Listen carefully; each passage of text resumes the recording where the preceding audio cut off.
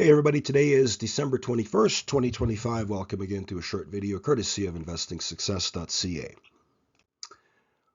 Well, it's finally here.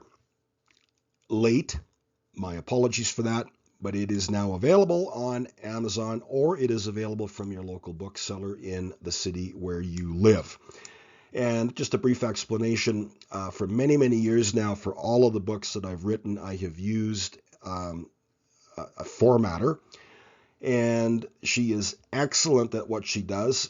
Unfortunately, her career is not as a formatter. Her career is actually in real estate development. And she is getting very, very busy with what she does as a real estate developer.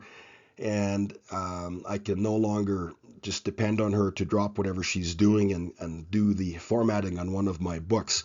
So I need to discipline myself to get her manuscripts for formatting well in advance of the date that I want to release these things.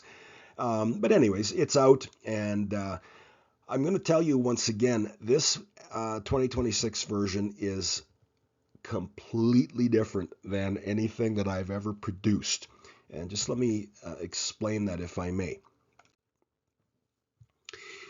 2025 was a watershed year for me. When I was first introduced to astrology back in 2012, it was at the United Astrology Conference in New Orleans. And coming out of that conference, all that I had been told about was geocentric astrology. Planets in certain signs, planets in certain houses, planets being retrograde, planets this, planets that. They talked about everything: Pluto, Neptune, Uranus. I mean, planets that take 248 years to orbit the sun suddenly were important in the realm of financial astrology. I didn't know any different. And everybody around me at the conference was on the same page, really. And as far as we knew, it was geocentric astrology, and there was no other way of looking at it. So as time went on, I started writing books. I started researching, started writing newsletters, all with a geocentric focus. But along the way, I started to have the occasional nagging doubt. And this little voice in the back of my head started telling me, hey, dude, this stuff is not always consistent, you know. And at first I ignored those little voices. But it got to the point, coming into 2025, I almost couldn't ignore the stuff anymore. And it's because it really wasn't consistent. Louise McWhirter, yeah, that stuff looks wonderful on paper. She has a 1937 book. And if you apply, the McWhirter methodology with rigor, yeah, it works until it doesn't. And I just could no longer ignore the times when these techniques didn't work. And so I was at a bit of a crisis and a bit of a crossroads, looking for an explanation, looking for something that worked. I got lucky. I found in some obscure scientific journals some papers that were written by astronomers and mathematicians. And these guys are kind of, in the scientific world, outcasts. And they're outcasts because they explain things like planetary climate change.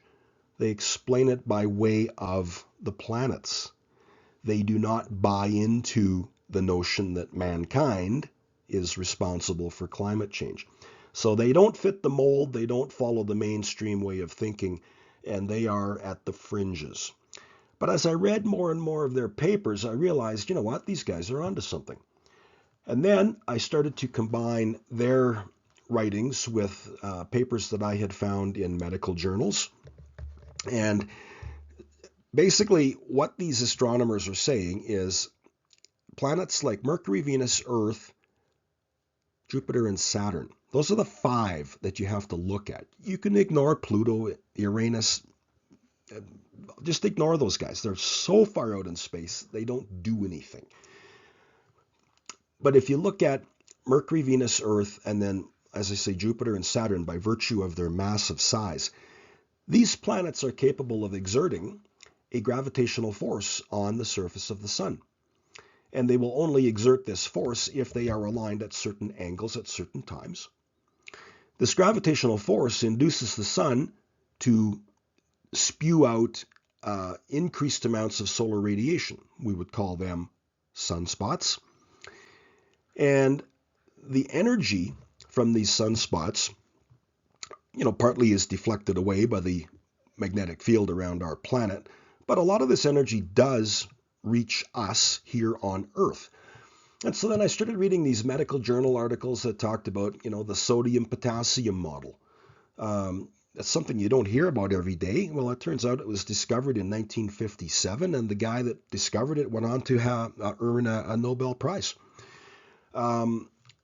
When these solar energy outbursts manifest and hit us, our bodies, our cellular chemistry undergoes a cavalcade of reactions. And it's things like the sodium-potassium model that explain what is going on in our body. Bottom line is, we are highly susceptible to experiencing changes in emotion that correlate to these changes in solar energy emission. And so then I started looking back at the markets and looking at, notable peaks and valleys on major indices or stocks or commodities. And it was at that point that I realized that, if there is a significant heliocentric planetary event, alignment, not only is the S&P affected, so too is the price of gold, the price of coffee, the price of orange juice, the price of wheat, the price of corn, the price of oil, the price of cocoa. Everything at that moment across the financial spectrum experiences increased volatility or a change in trend. They're not always the same change in trend. If some financial instrument decides it's going to experience a trend change and become bullish, that doesn't mean that everything else in the financial spectrum automatically becomes bullish. Some of these things will become bearish. Some of these things might simply lapse into a sideways consolidation. But the bottom line is there is an effect, and you can see it when you study the planetary positions from a heliocentric viewpoint and correlate that to price charts. And then you can easily explain it by way of the solar emission energies, and you can then tie in the medical research, and you can come to the conclusion, as I did, that yes, our emotions are a function of what is happening in the cosmos. Never mind what signs or houses or any of that other nonsense is going on. It's just, what are the planets doing? And only look at Mercury, Venus, Earth, Jupiter, and Saturn. Ignore everything else. And then you can start to piece it together, and it all makes sense. So the other thing that I've done in the almanac is, of course, I used something called the periodogram function. And it's a complex mathematical equation, but it will take daily price data, a stream of data, a time series of data, and it will determine whether or not that time series of numbers actually has a cyclicality about it. And practically everything that I've looked at, from major indices to commodities to stocks to bonds, yes, they've all got a dominant cycle or cycles to them. The other thing I discovered in my research in 2025 as I was piecing this almanac together is, strangely enough, these cycles are all related to Mercury, Venus, and Earth. In the case of Mercury, it orbits the sun in 88 days. It rotates about its own axis in 58.65 days. And oddly enough, those two numbers, those two cycles, are very often multiples or fractions of the dominant cycles that underlie financial instruments. Venus orbits the sun in 225 days, spins on its own axis very slowly in 243 days. Strangely enough, those numbers are all too often directly related to the dominant cycles on financial instruments. And so if you delve further then into some of these scientific papers that I have uncovered, our solar system is what the mathematicians call a gigantic resonance machine. It's a machine that just hums along in harmony. If you were to take any one of the planets and either speed it up or slow it down, the whole system would just fall apart. That's how finely balanced it is. And here we are, human animal, living on Earth, and we are very much in tune, whether we know it or not, we are very much in tune with what's going on in terms of the planets. And that's why these cycles are so evident on price charts. And it's simply a function of human emotion. I wrap up the almanac with a look at the work of a German immigrant who came to North America in 1899. His name was George Bayer. Mr. Bayer obviously understood heliocentric astrology way back in his day and evidently used it to make money. And I talk about some of Bayer's rules, which you can then use at home, and they're very easy to apply. And with regards to some of these cycles in Chapter 9, I show you in Chapter 9 when these cycles are expected to end, whether it's late 2025 or early 2026. And then I just tell you, this is how you determine the next cycle and where it ends. And all you need is a calendar and a bit of a calculator in front of you. And you can start to then keep a daily diary, and you can start to anticipate when these cycles are going to end during 2026. And the last part of the almanac contains material from my book, Follow the Trend. And I show you that there are some very easy ways of following the trend, because when any of these cycles come to an end, you want to make sure that the trend is changing before you jump on board and try to engage in investing or trading. So that's all there for you. So as I say, this book is unlike anything I've ever done before, and I do hope you enjoy it. And I'm pretty sure it's going to make you really scratch your head, and you're going to start looking at the markets and the cosmos and the planets in a very, very different way. Here's just a quick snapshot of, one of the charts you might see in the book. This is the S&P 500, and it conforms to the Venus 225-day orbital cycle.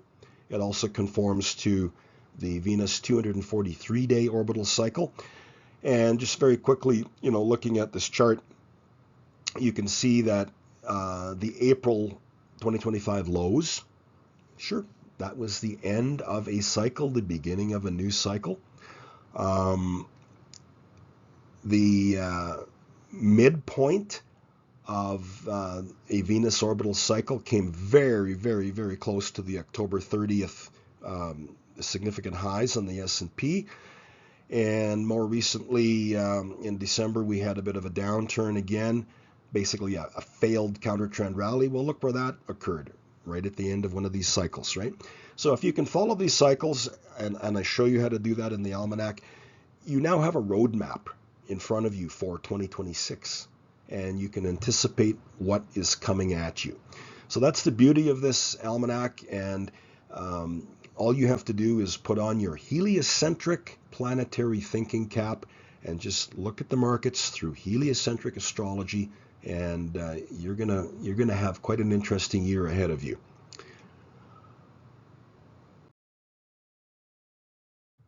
And you know where to find me, investingsuccess.ca. I've got the astrology letter. I've got the cycle report. Um, I do have a number of followers on YouTube. I have looked at monetizing my stuff on YouTube, but there is a lot of restrictions, and I've decided I'm not going to waste my time playing with YouTube. You're going to see less and less of my stuff on YouTube in 2026. However, do find me on Substack, and the monthly fee on Substack is minor. You can measure it in terms of cups of coffee, and you can find me on Substack, and you can follow my stuff there. I'm currently putting together a new course on Udemy that deals strictly with the material in the almanac, the heliocentric cycles, the heliocentric planetary aspects. So you can look for that coming out soon on Udemy. So enjoy the almanac, everybody. And if you ever have any questions, you know where to find me. You can find my email on my website. And if there's any particular stocks you want me to look at, please do so, and give some thought to subscribing to either the astrology letter or the cycle report. And I will talk to you again real soon, and I will be doing more and more of these videos then for Substack going forward. Have a great day, and take care.